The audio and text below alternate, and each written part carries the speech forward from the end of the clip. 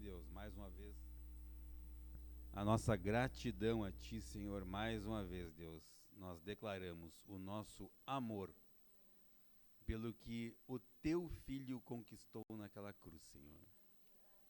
Pai Celestial, o Senhor preparou o momento exato para que houvesse aquela reconciliação. E nós cremos nisso, nós cremos no poder do sangue precioso do Teu Filho amado, que o Senhor enviou ao mundo para remissão, para perdão dos nossos pecados, não dos pecados dele, mas dos nossos pecados.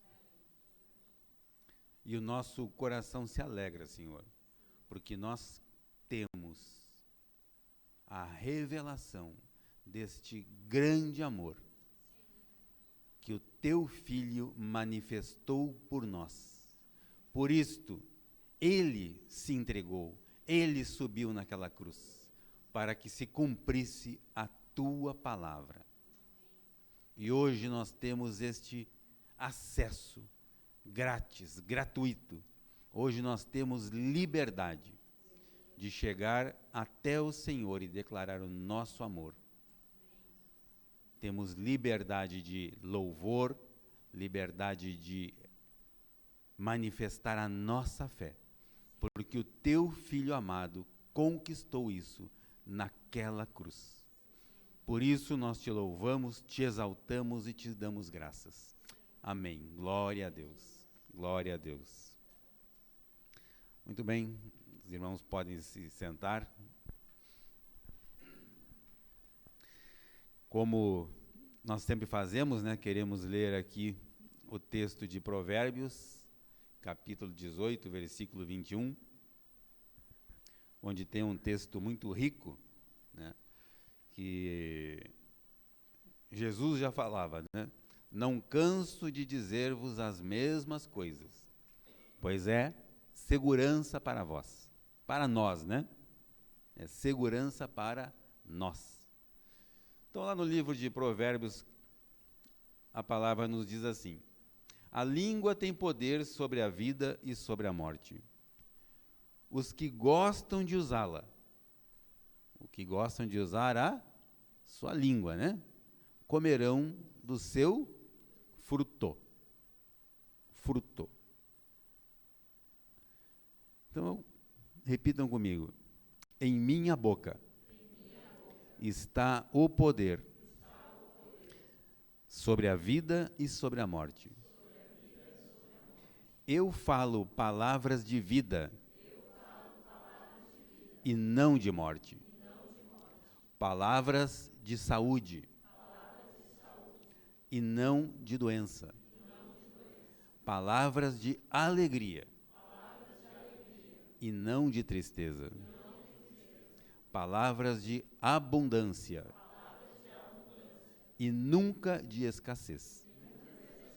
Porque em minha boca existe um grande milagre. Amém. Glória a Deus. Glória a Deus. Vamos aplaudir a palavra de Deus. Amém. Muito bem, queridos. Na semana passada, então, nós, se todos lembram, né? Eu creio que sim. Nós falamos a respeito de um texto que está lá no livro de Ezequiel, que trata a respeito de uma mensagem maravilhosa, que fala sobre aquela visita que Deus conduziu o profeta Ezequiel a visão daquele vale, né? Chamado de Vale de Ossos Secos, que ali havia, né, depositado ali ossos de um grande exército. Um exército que naturalmente eles foram derrotados na sua batalha, né? Eles sucumbiram, morreram ali, e ali eles ficaram, né?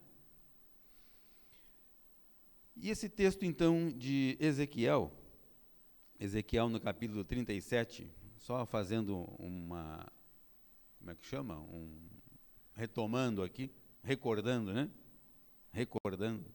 enquanto eu recapitulo, isso, muito bem, glória a Deus. Né? Recapitulando para que isso de fato fique na nossa mente, na nossa memória, certo? Ezequiel 37, a partir do versículo 1, a palavra então nos diz assim: a mão do Senhor estava sobre mim, e por seu Espírito, né, na semana passada eu falei, grifem aí, né, coloque aquela canetinha marca-texto e tal, né, não era para riscar da palavra isso, era só para grifar, para destacar, né, grifem isso. A mão do Senhor estava sobre mim, e por seu Espírito, ele me levou a um vale cheio de ossos. Ele me levou de um lado para outro, e pude ver que era enorme o número de ossos no vale, e que os ossos estavam muito secos. Algumas versões dizem sequíssimos, né? Ressecados, né? Então, queridos, eu quero só chamar a atenção de vocês a esses dois versículos, que diz o seguinte: a mão do Senhor levou o profeta a este vale. A mão do Senhor poderia ter levado ele a qualquer outro lugar. Poderia ter levado ele a um campo, né, de verdes pastagens, de águas cristalinas, mas não. Levou ele para um vale, onde neste vale estava ali depositado então os ossos deste exército. Ou seja, sequidão, escassez. E é exatamente para esses lugares que o Senhor conduz, ou nos conduz, quando Ele precisa de alguém para agir naquele lugar, para entregar uma palavra, para profetizar naquele lugar. Então a palavra diz que a mão do Senhor levou o profeta até aquele lugar. Então não se espantem se em algumas vezes vocês forem conduzidos a um lugar onde naturalmente vocês não se sintam muito à vontade, porque pensa assim, poxa vida, mas o que eu vou fazer aqui? Né? Só tem osso seco, está tudo morto, isso aqui já morreu, não tem vida nesse lugar. Né? Aí a palavra do Senhor vem até o profeta e ele pergunta: poderão esses ossos tornar a viver? E qual foi a resposta dele? Ó soberano Senhor, só tu sabes. Só tu sabes. Então, na sequência, né, veio a palavra do Senhor e ele profetizou conforme a palavra que ele recebeu. Certo? Conforme a palavra que ele recebeu, exatamente da mesma forma, ele declarou. E houve ali, né, um grande milagre, um mistério, por sinal. Certo? Mas o que eu quero deixar destacado nesta revisão, nesta recapitulação, é exatamente isso. Ele foi levado até aquele lugar, ele declarou, ele profetizou exatamente como Deus falou para ele. Ele não acrescentou nada ali. Certo?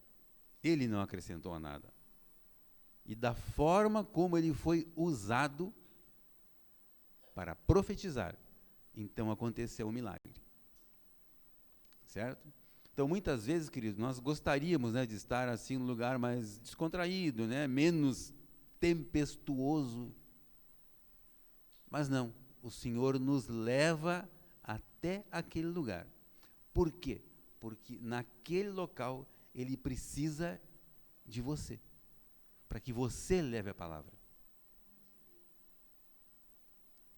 Para que ocorra uma mudança.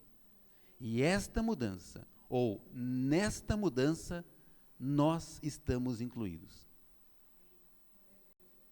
Deus é soberano, mas Ele usa o homem. O homem e a mulher, né? A mulher não está isenta disso. Eu vi as mulheres assim, já escoraram, assim, descansaram na cadeira. Não, a mulher não está isenta, a mulher também é usada, né? Deus usa o homem e mulher, para declarar a palavra dele na terra, para que a vontade dele se estabeleça. Amém? Muito bem. Então, queridos, hoje nós temos nosso culto de ceia, né? Aliás, temos aqui uma mesa linda, maravilhosa, né? Nos aguardando, uma mesa servida nos aguardando. E é sobre este momento de ceia que eu quero trazer uma palavra. Eu havia preparado um texto que é muito conhecido de todos, né? Acredito. Mesmo quem não conhece a Bíblia, quem nunca leu a Bíblia, alguma vez já ouviu falar nesse texto, que é o texto que está ali no livro de Coríntios, não é Corinthians, né? Não pensem que eu estou falando de time de futebol aqui, certo? Então, né? Coríntios, né? Os rivais não fiquem brabos, né? Eu estou falando da palavra de Deus, esse nome está na palavra, né? Primeira carta aos Coríntios, no capítulo 13,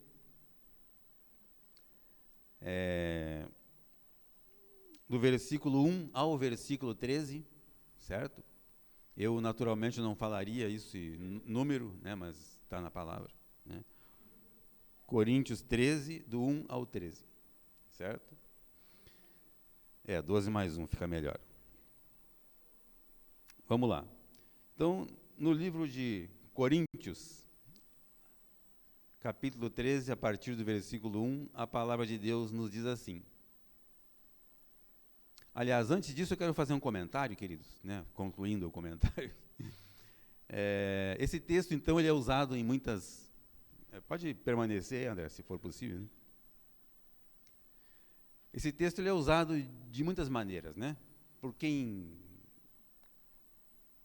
tem Jesus no seu coração, de uma forma, através de um conhecimento, e mesmo quem não tem Jesus no seu coração já citou isso muitas vezes, já leu, já compartilhou, entendeu? Música, inclusive, né? Existe uma música que retrata, que fala de uma parte desse texto aqui, né?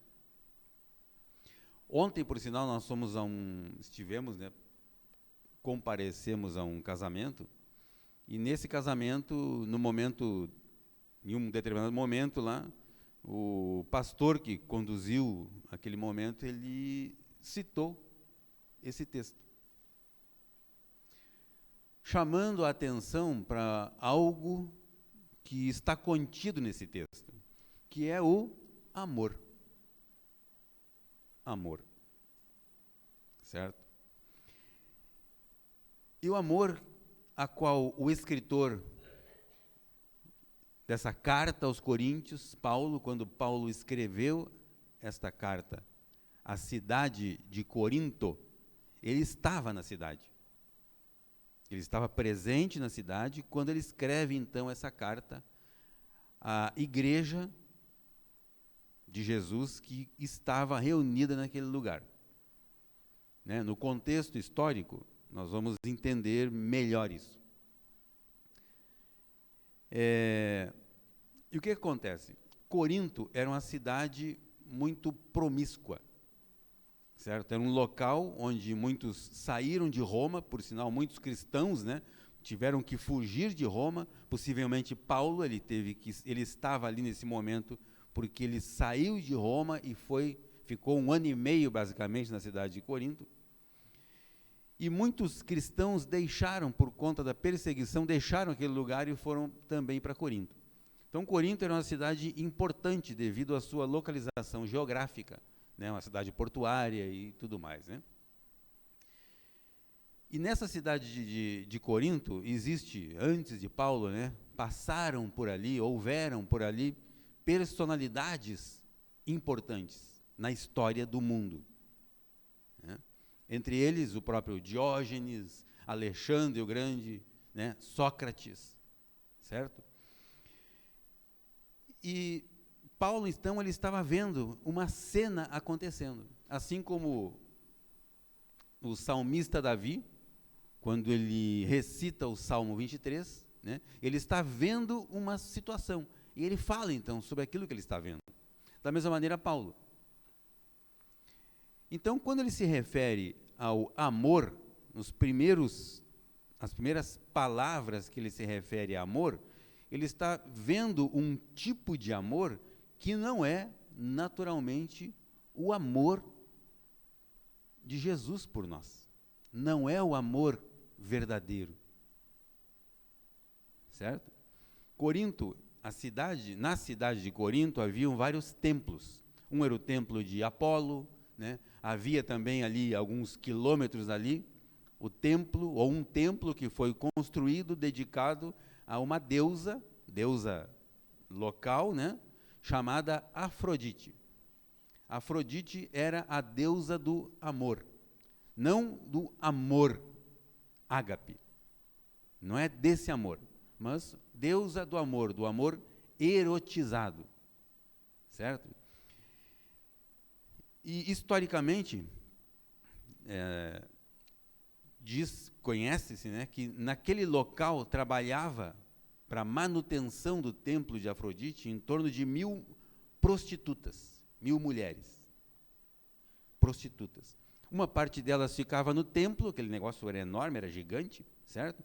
E boa parte delas vinham até a cidade de Corinto, onde elas ficavam ali, além de se prostituírem, ficavam ali também profetizando na vida das pessoas, né?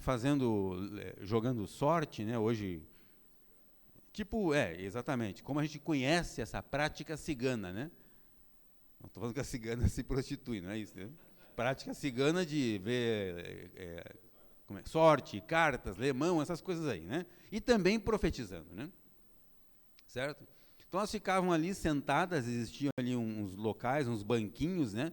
Na praça de Corinto, que elas ficavam ali, onde ficavam queimando incenso, eram ervas com talvez até aromáticas, né? Com poder até de alucinógeno, isso, né?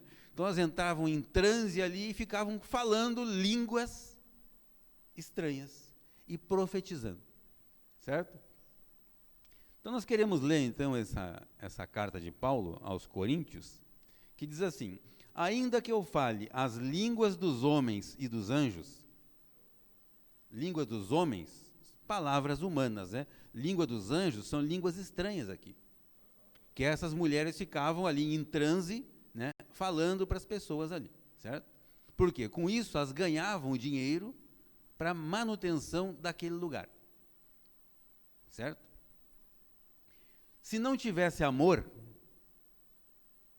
certo? Esse amor a qual se apresentava naquele lugar, parecia que muitas pessoas, então, buscavam aquelas prostitutas ali, né, para que elas ficassem profetizando, além dos serviços naturais, né, da prostituta, profetizassem também na vida dela, como adivinhações e, enfim, essas coisas assim, né?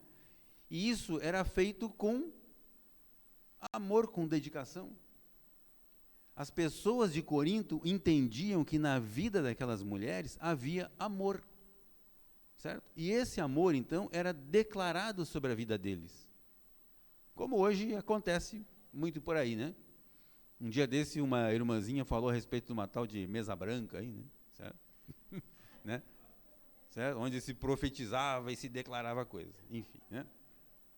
Olha só, se não tivesse amor, serei como o sino que ressoa, ou como o prato que retine. Esse sino que ressoa, ou símbolo, né, também era usado durante esses momentos aí de profecia.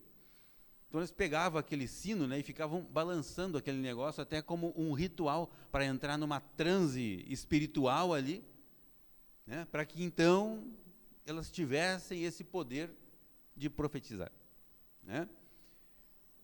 Ainda que eu tenha o dom de profecia, olha aí, ainda que eu tenha o dom de profecia, que essas pessoas ali ficavam profetizando, saiba todos os mistérios, olha aí, como que elas sabiam os mistérios? Através desses espíritos que eram evocados, espíritos com E minúscula aí, né? Certo? Saiba todos os mistérios e todo o conhecimento, e tenha uma fé capaz de mover montanhas, Então, Paulo estava na cidade de Corinto, então ele olhava para aquele lugar amaldiçoado lá, essa montanha, onde em cima desse monte, dessa montanha, estava o templo de Afrodite. Certo? Ainda que tivesse toda a fé a ponto de mover aquele monte dali, se não tiver amor, nada serei.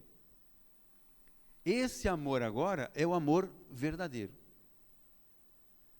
Certo? Nada serei.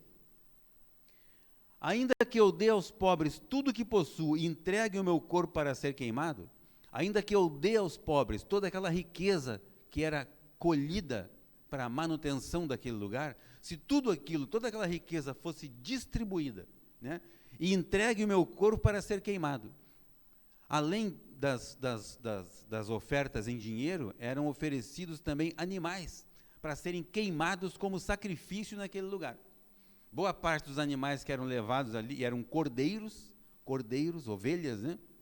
Boa parte era queimada e boa parte era reservada para os sacerdotes daquele lugar, para consumo daquele lugar, né? Se não tiver amor, nada disso me valerá. Então ele se compara ao cordeiro.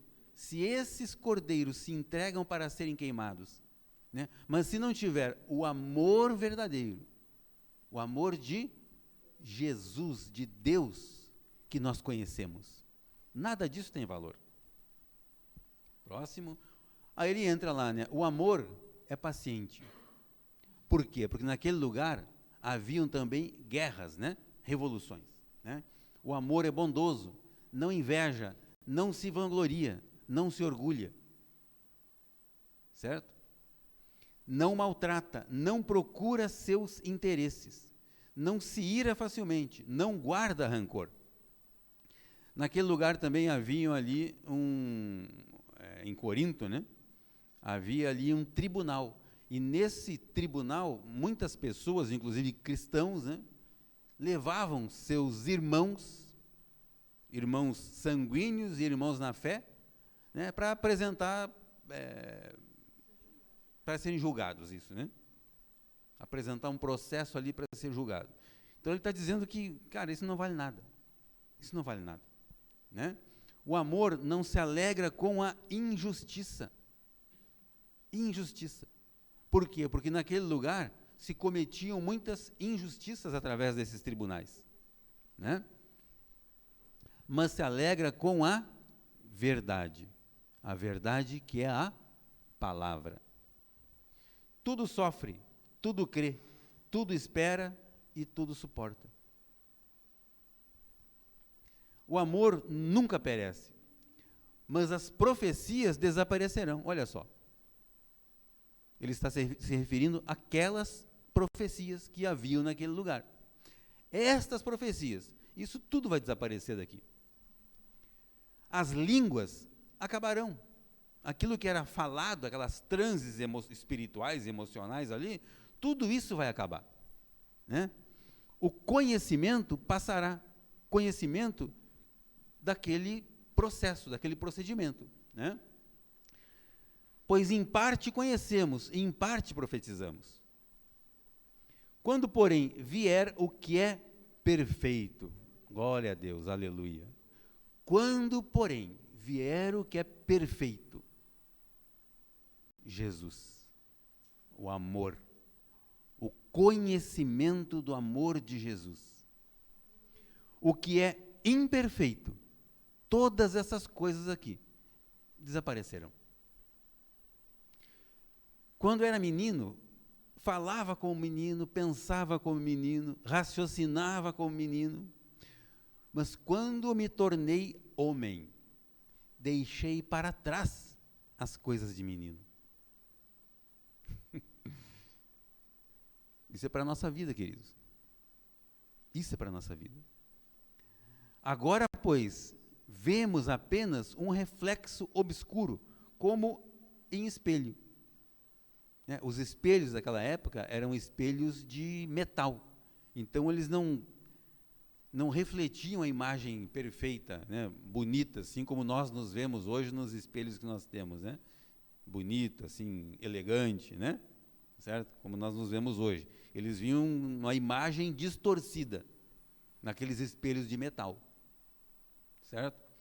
Então, veremos face a face. Nós veremos face a face.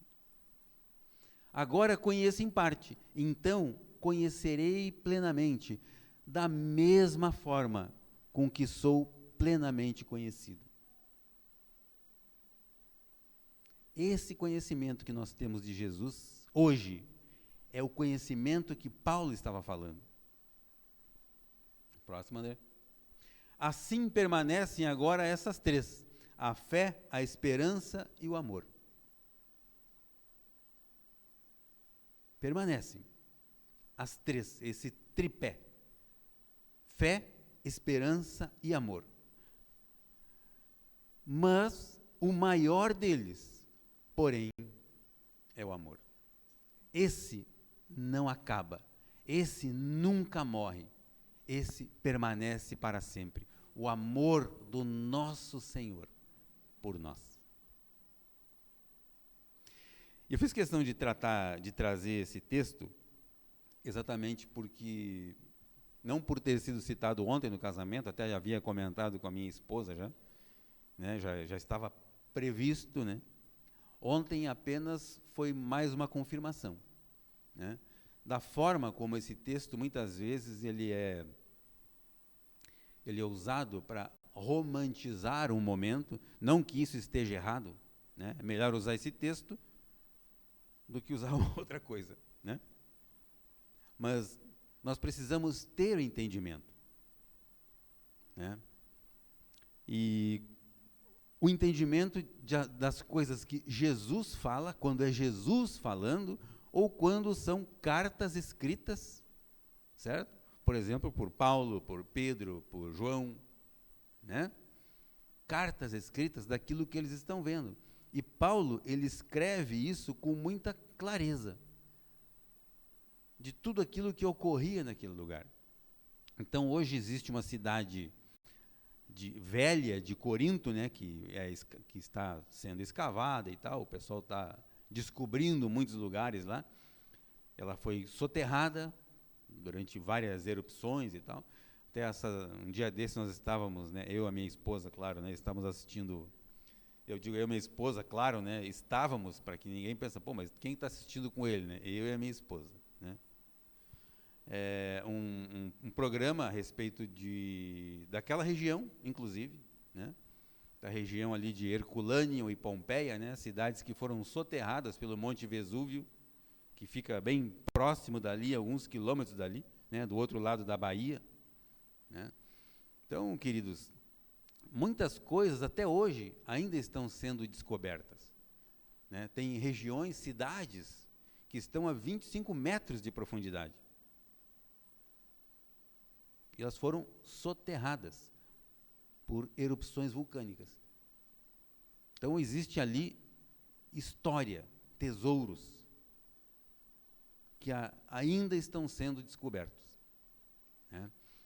E na cidade velha de Corinto, é um exemplo disso, né? Quando esse texto, essa carta aos coríntios, ela foi escrita naquele momento, na cidade antiga de Corinto, que hoje está sendo escavada.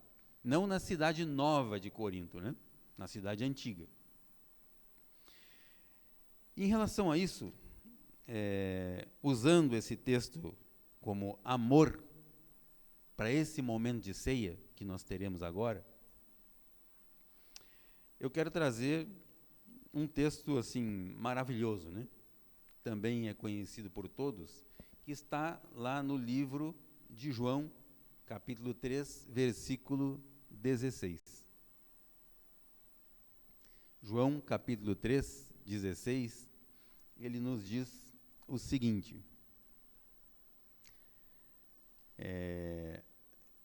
também, né, o apóstolo João, em sua carta, né, diz assim: porque Deus tanto amou o mundo, que deu o seu Filho unigênito, para que todo aquele que nele crê não pereça, mas têm a vida eterna. Então aqui, queridos, nós vemos falar novamente em amor, num grande amor de Deus. Deus tanto amou o mundo, aquele mundo caótico,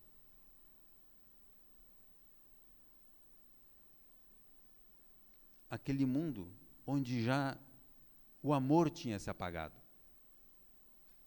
Mas Deus amou o mundo a ponto de dar, a ponto de entregar o que ele tinha de mais precioso, que era o seu Filho único, por amor de nós. Então vejam, queridos, que o amor, ele é doador.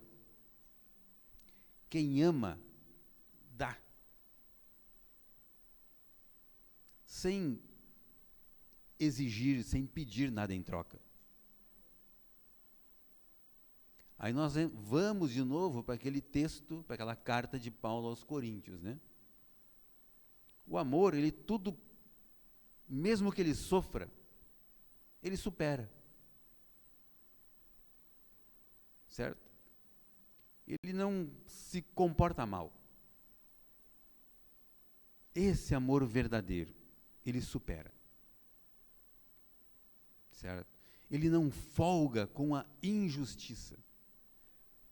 Se não folga com a injustiça, então o que é que permanece? A justiça.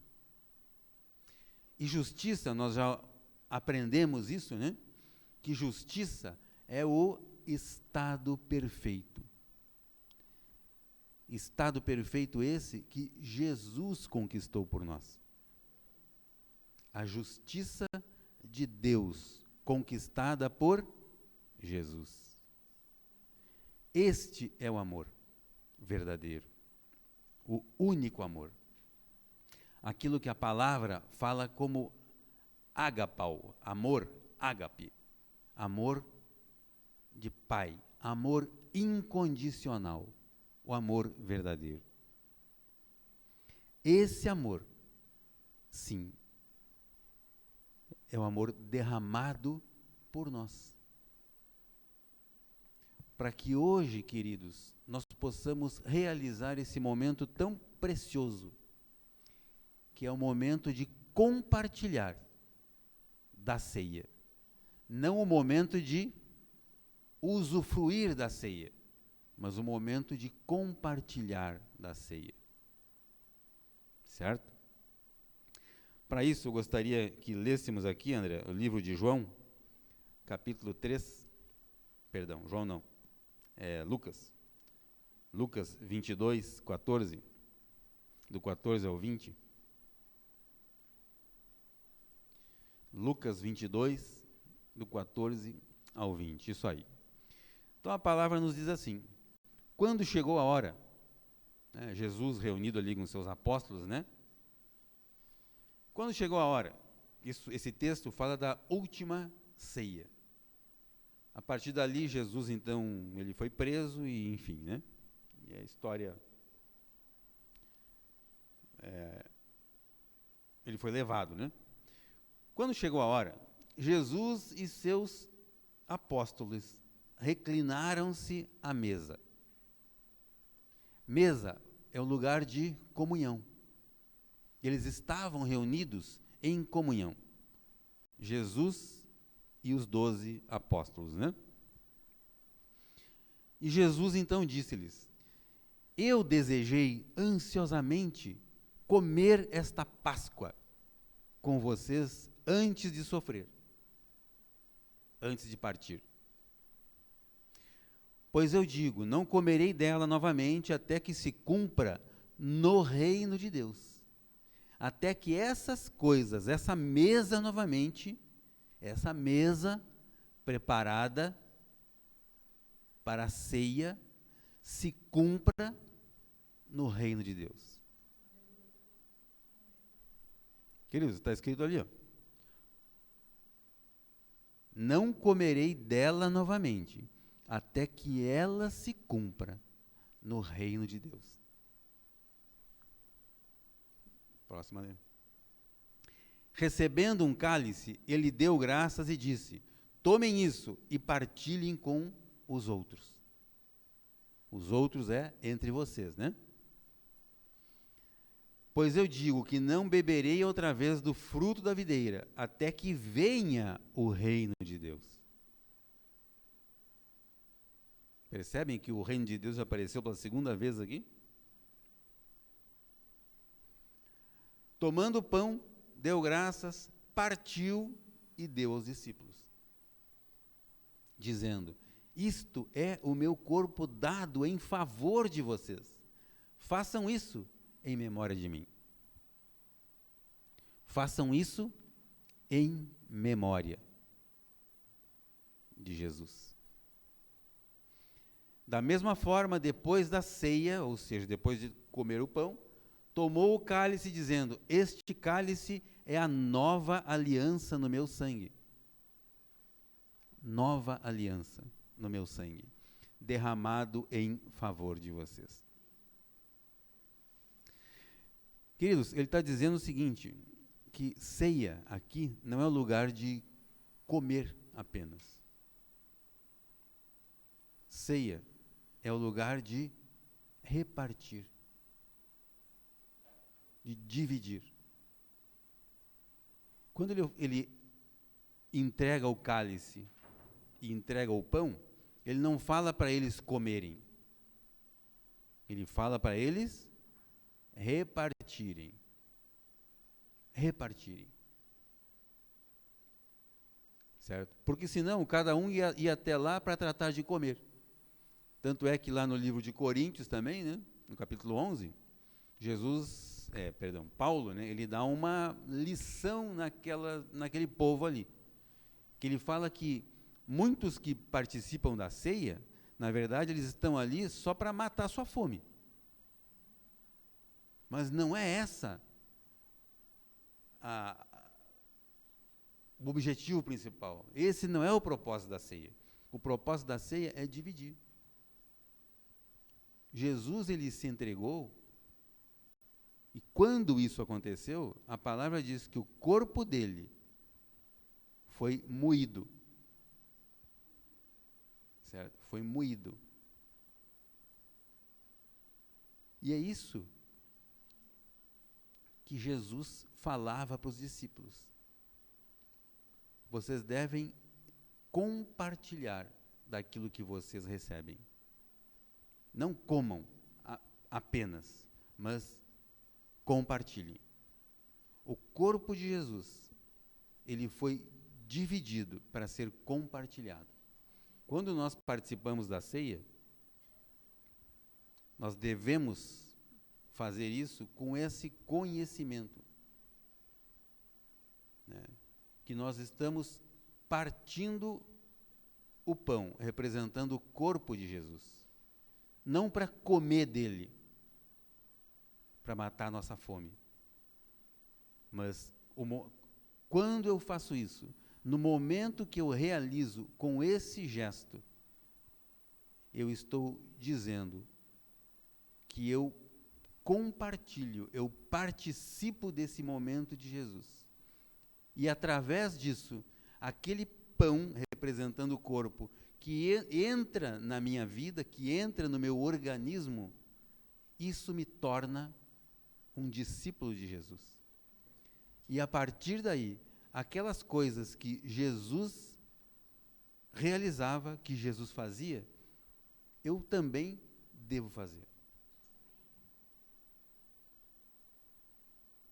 Esse projeto que Jesus construiu, chamado igreja, Igreja do Senhor, nós fomos designados para dar continuidade. Certo? E nesta continuidade, nós fazemos isso, nós fazemos em memória daquilo que Ele conquistou. Não apenas comendo e nos alegrando, mas nós comemos com o conhecimento de que fazemos parte de um projeto. E esse projeto é alcançar vidas. Esse projeto é fazer com que pessoas também conheçam a este Jesus que nós conhecemos, da forma como nós conhecemos e da forma como nós nos comportamos diante dele e tratamos a palavra dele. Então, muitas vezes, queridos, a ceia, ela acabou se tornando um momento de tensão. Certo? Tensão. Lá em Coríntios mesmo, ele fala que, portanto, examine-se o homem. Quer dizer, examine-se significa aquele que não tiver cometido nenhum pecado, então pode participar da ceia. Não, não é isso que ele está falando. Examine-se o homem. É para verificar se você tem conhecimento disso. Está fazendo aquilo apenas para comer ou você está fazendo aquilo para participar do corpo? Curioso isso, né? Que parece assim, examine-se o homem, então aquele que não cometeu nenhum pecado pode comer a ceia, participar da ceia. E não é isso que a palavra está dizendo. Quando fala em examine-se o homem, é para verificar se você tem este conhecimento de que você é parte do corpo. Se você sabe que aquele corpo e aquele sangue, representado pelo pão e pelo vinho, ou suco, que você está consumindo, isso é o corpo e o sangue do Senhor, que Ele ofereceu por nós. Ele se sacrificou por nós. Então hoje, nós fazemos isso com alegria, porque nós, como foi falado muito sabiamente aqui, né? Naquele momento do apelo, nós pertencíamos a um império das trevas e fomos resgatados para o reino do Filho, do amor de Deus. É isso que ele fez por nós. Então, quando nós ceiamos com esse conhecimento, com esta intenção no coração, de que fazemos parte do corpo. E fazemos isso em memória do nosso Senhor Jesus Cristo Salvador. O que foi para a cruz foi Jesus. Hoje nós celebramos o Salvador, Jesus o Cristo, Salvador das nossas vidas. Das nossas vidas. Então participamos da mesa. Então nós teremos em alguns instantes aqui esse momento, né, momento da ceia. Então eu gostaria de, já que nós estamos hoje aqui um grupo um pouco menor, né, nós podemos fazer um momento onde vamos fazer uma reunião aqui, todos presentes, né? Vamos nos colocar todos presentes. Eu quero chamar então o Luiz e o Pedro, né, para nos auxiliarem.